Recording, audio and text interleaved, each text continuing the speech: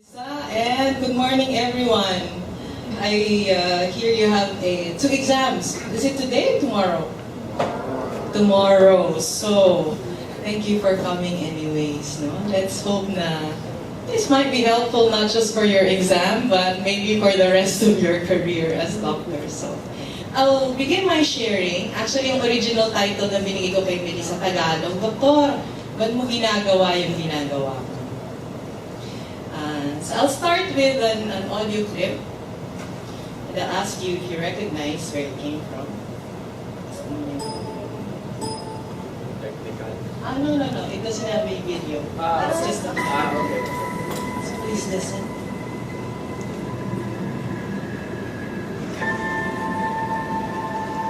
Who are you?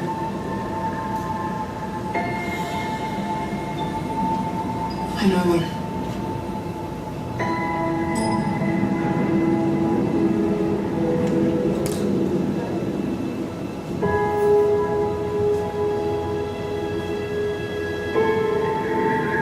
I was raised to do one thing. I've got nothing to fight for.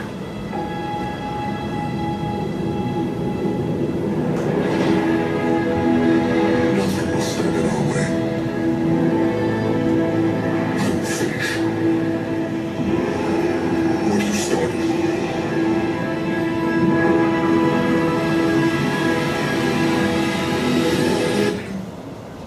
Okay. Anybody recognize where that clip came from? Masyado bang nerdy yung medical students yung kinakanood ng sine? Anybody? Star Wars. Yeah, Star Wars, Episode 7. The Force Awakens. Congratulations! May nanonood pa ng sine.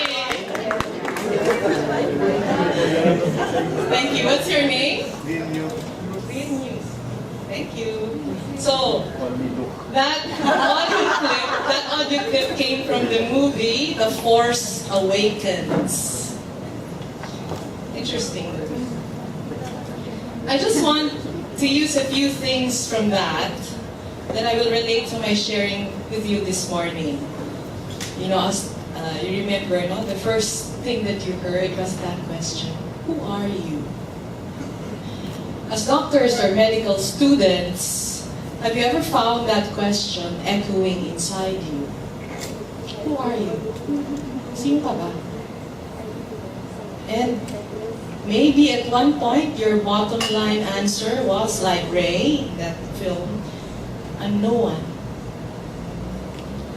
Or I'm not really sure.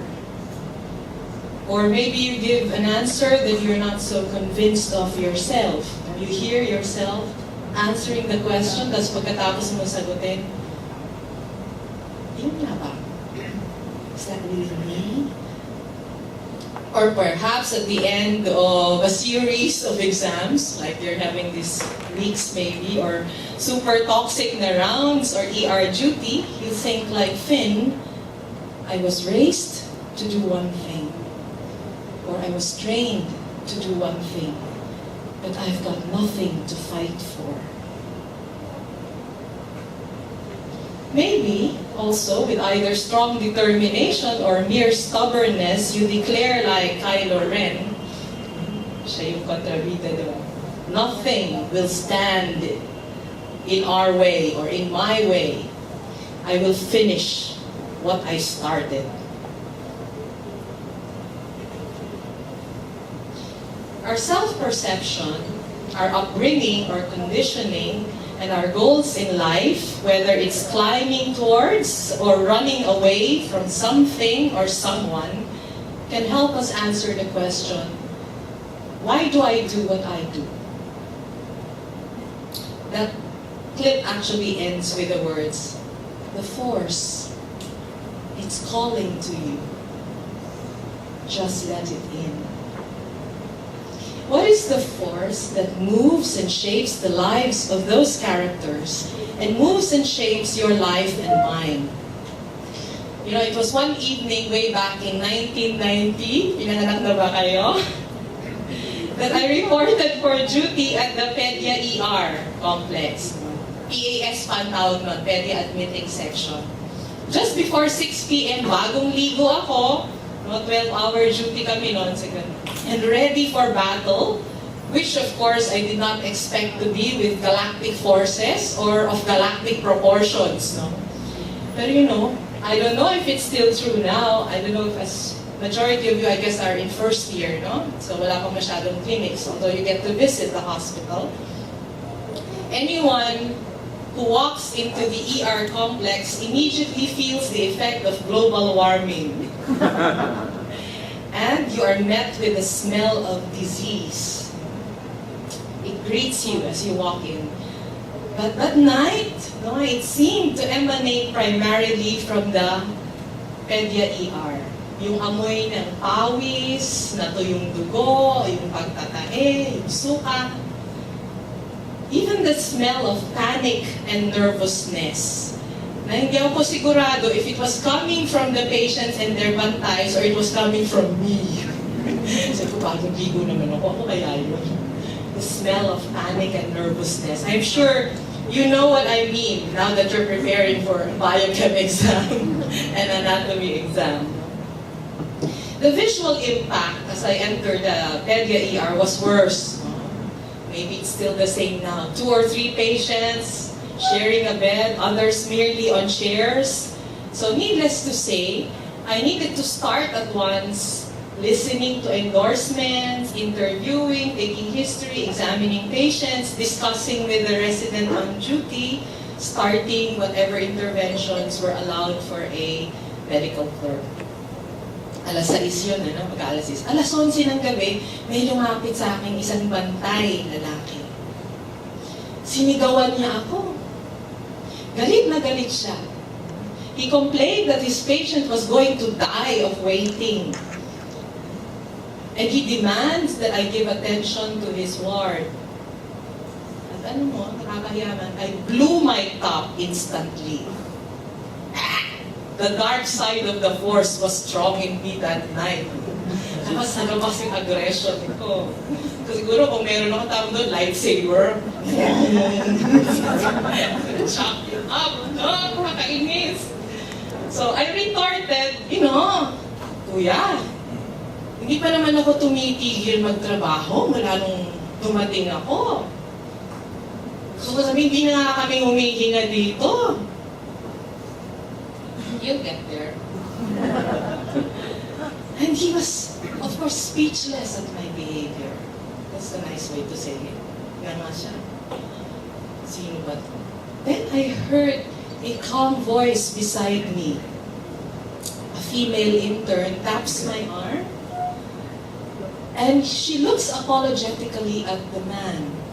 At sabi niya, Kuya, pasensya na ho kayo.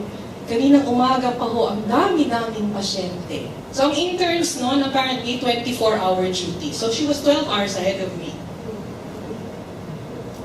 Wala pa ho sa amin kumakain. Tingnan ko, namumutla naman. Pero ako na hong titingin sa inyong alaga. You know, what she did had the effect of an ice bucket challenge on me. And for a while, parang hindi ako nakaalis dun sa pinatatayo ko. Tinignan ko siya.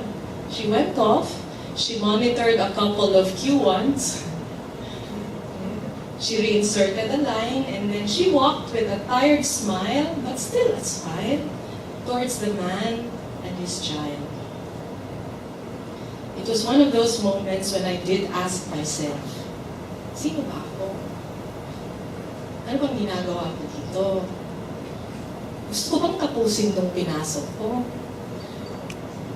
And perhaps that last question was partially triggered by embarrassment. Kakahiya. Yung intern kanina pang alas 6 ng umaga. That was her response, and mine was a reaction. There's a difference.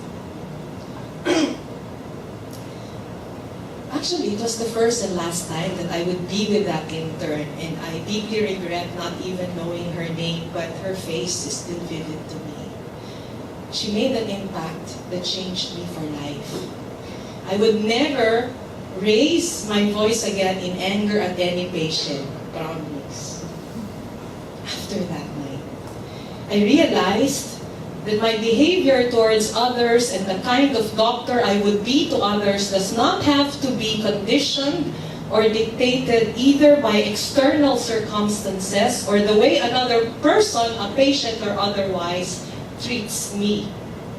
I understood from that experience that I always have a choice to speak and act according to the truth of who I believe I am or who I want to be according to the ultimate value I hold. And only by choosing to act according to that value can I keep my peace and be happy. The challenge for all of us is to connect with that identity, who I am, and that ultimate value and own it. The force is calling to you. Just let it in. 26 years ago, a stranger gave me a glimpse of that truth and value. Now, those for me are what comprise spirituality. Ang original title ng talk na to, Spirituality in the Medical Practice. Pero sa totoo lang, sabi namin ni Dr. Rami, baka walang pumunta. Pag nakita yung word na spirituality. So ano sabihin, ano ba? Angels and demons? Ano ba? Anyway, as an aside, but this is partly about spirituality in the medical practice. It's an integrating force that gives shape and meaning to my existence, to my person, and the various hats that I wear. It helps me see what in my life truly belongs and what doesn't. Ano bang nangyayari sa buhay ko ngayon? Sino nasa buhay ko ngayon that belongs? At sino hindi dapat nasa buhay ko ngayon? What I really want to fight for and what I can let slide. What gives me life and what kills my spirit. Spirituality determines what I tend to see when I look out into the world.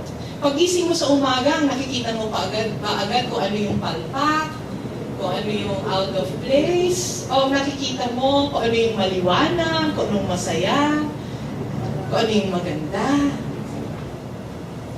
It helps me see a value beyond the tangible present and appreciate an experience for its true and full worth.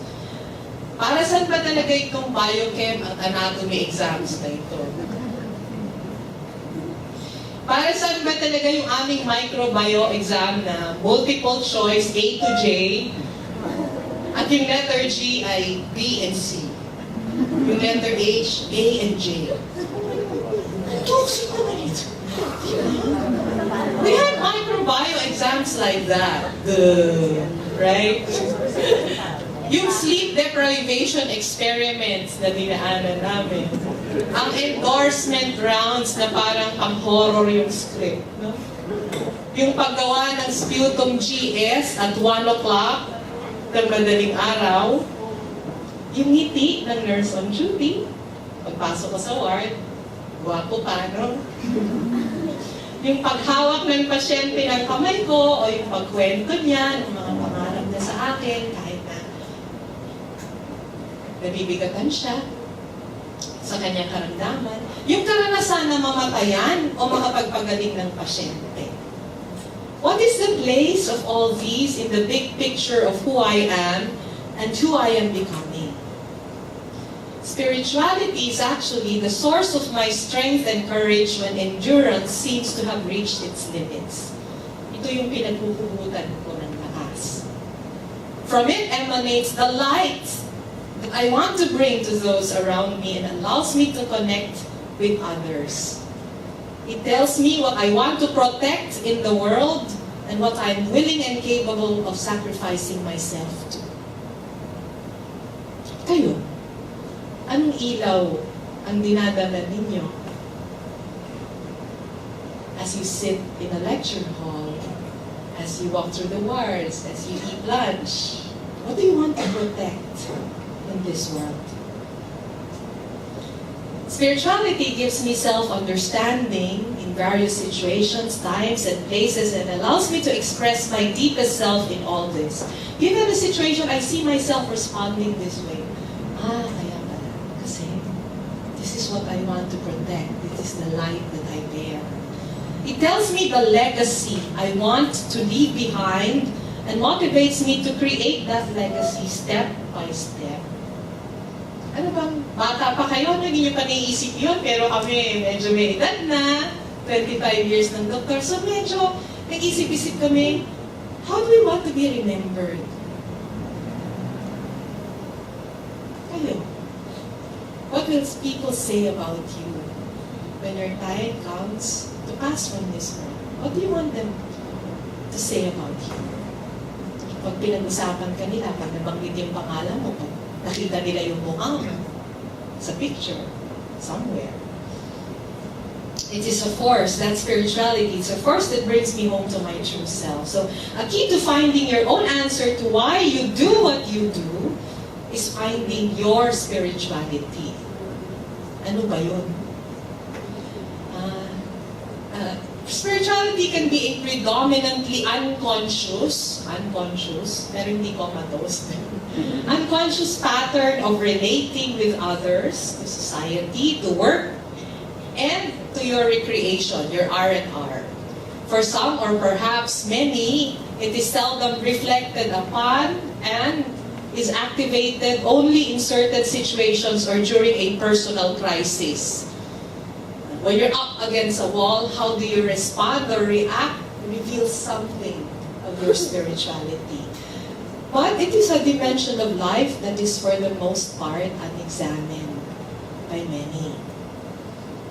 Ngayon, if for the most part, I am not in touch with that spirituality, at best, my life can be shallow or superficial. And at worst, one that has neither direction nor meaning. Nandito nga ako, gusto ko mag-doktor, pero pwede yung doktor na walang direksyon. Leading to scattered decisions, speaking incoherently. I say one thing, but I do another. I tell my classmate one thing, but I actually do another. I teach my students one thing, or my residents, but I actually do something else. Acting in ways I may end up regretting bitterly without even knowing why. Spirituality is deeply personal, and it differs from person to person, although many may share certain common elements. Now, it will not come as a surprise to you that mine is based on the person of Jesus Christ. Obvious ba? Hindi ito costume. Yung naggawa ng musical yung class ko, aside ko, Hay Buhay Medicina, I don't know if you watched it. Pag may replay, sana manood kayo. It's worth it.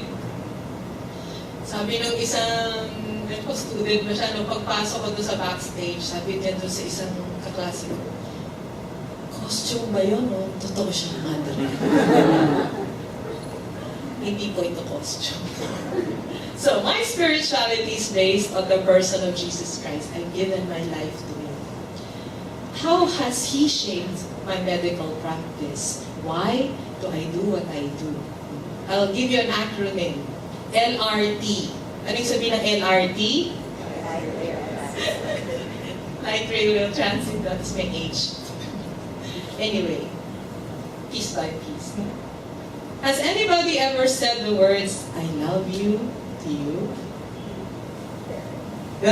Pilig na pilig siya, oh. Tingin pa siya sa sirisa niya. Seriously, has anybody ever said the words, I love you, to you?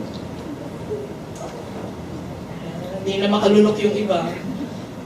Umalis na yung isip dito sa, buena pa, buena pa.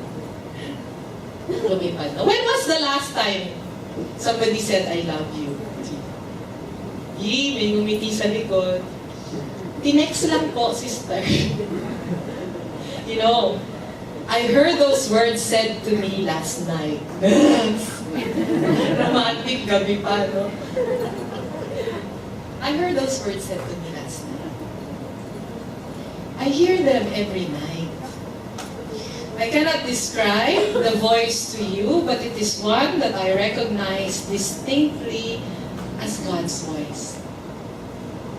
Sometime after my head hits the pillow, He says those words to me, and no matter how my day went, whether it was It has been dominated by ease, joy, and success, or by struggles, pain, confusion, and even failure. Those words invariably have the same effect on me. My heart is warmed, and I'm assured that tomorrow, all will be well. That L stands for love. The love of God is the driving force of why I do what I do. And why I actually enjoyed med school. Alam niyo, ayoko mag-doktor.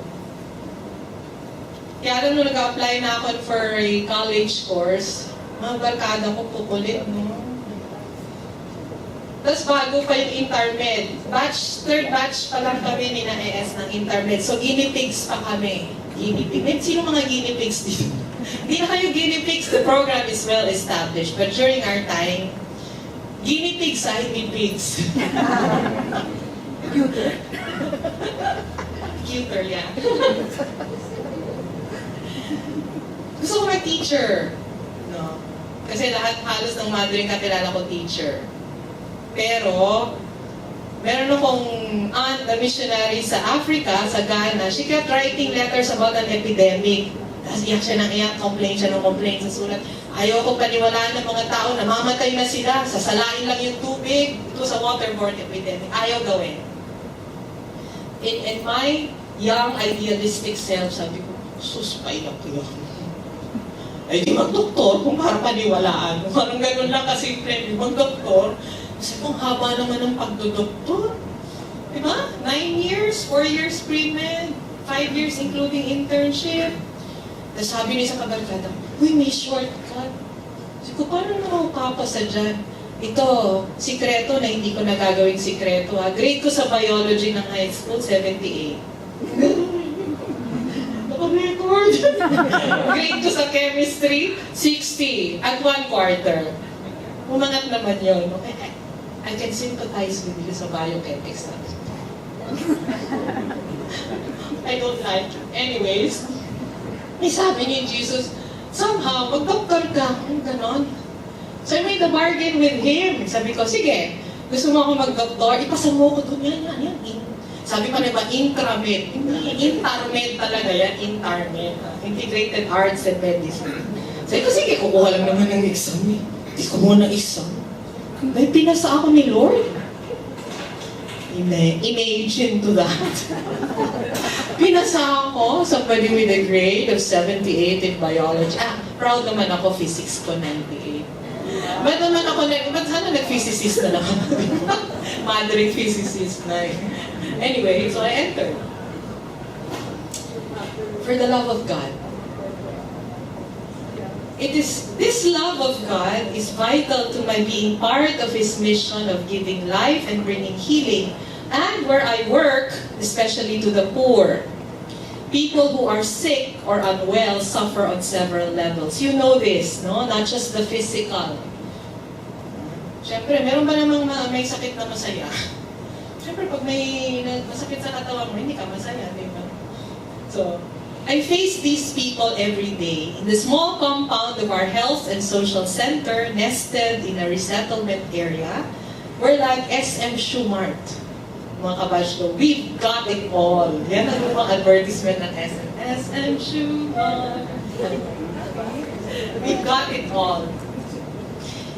Doon sa aming health center, we have the outpatient department for sick adults, infants, and children. We have immunization for children and adults. We have dental services. Hindi naman ako nag-dentista na. Iba dentista.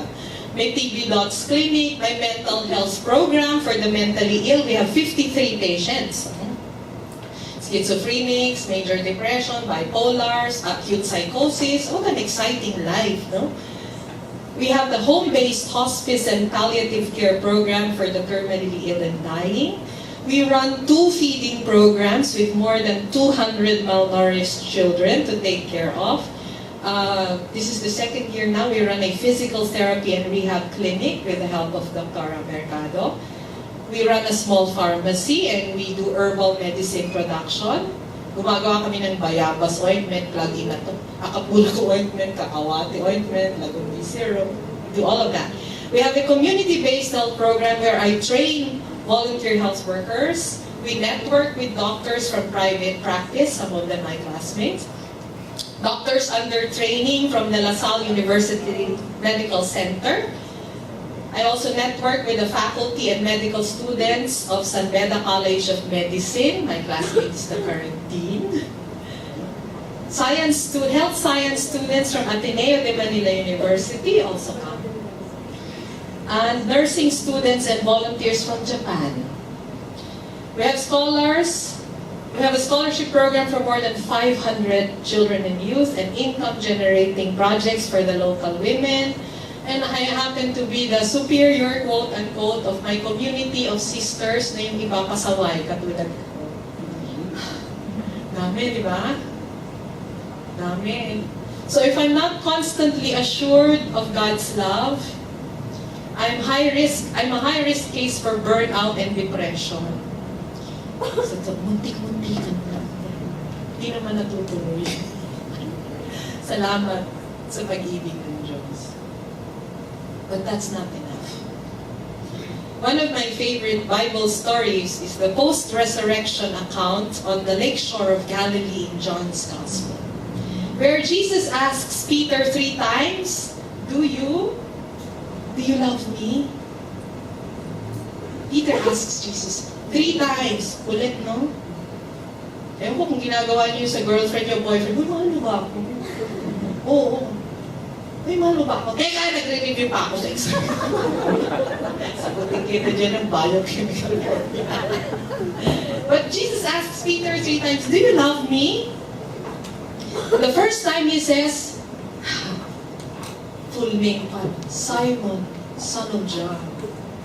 Do you love me more than these?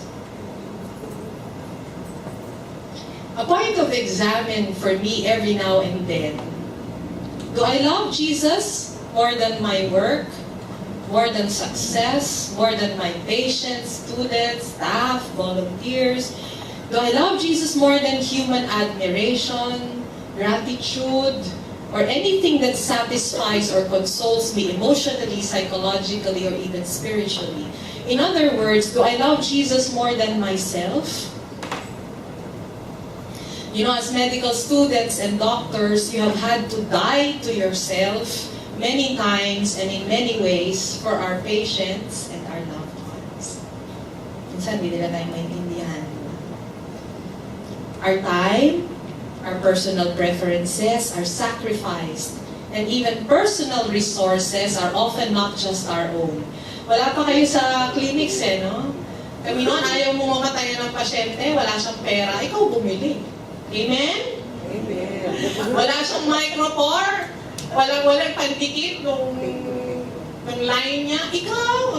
Lagi kaya yung kanina nagkatuto kami, meron kaming kabatch na may belt bag, tapos may mamon, supot ng mamon na nakasabit. Kasi nandun na rin yung kanyang baon.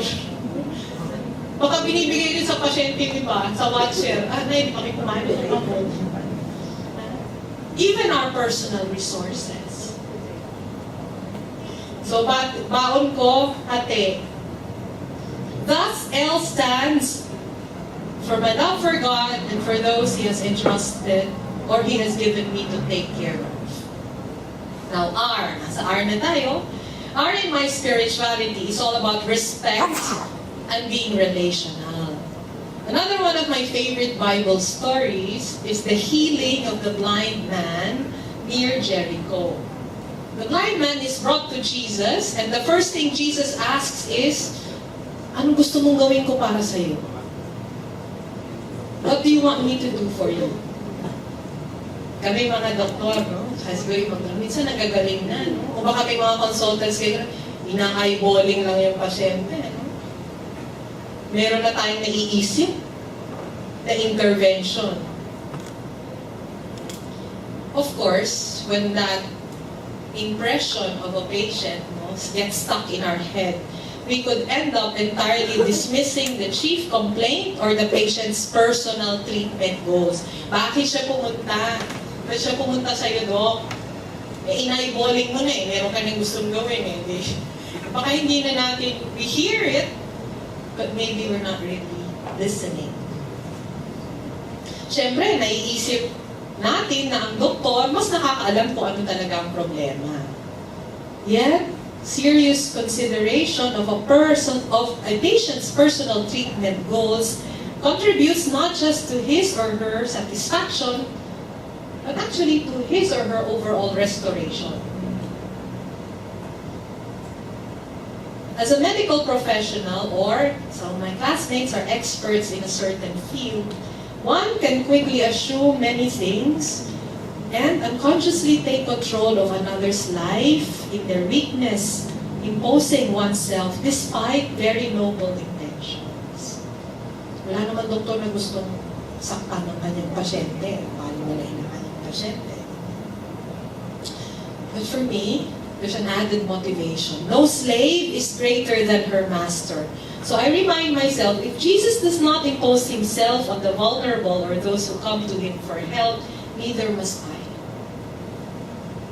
So I always begin, when I face a patient, kumusta ka?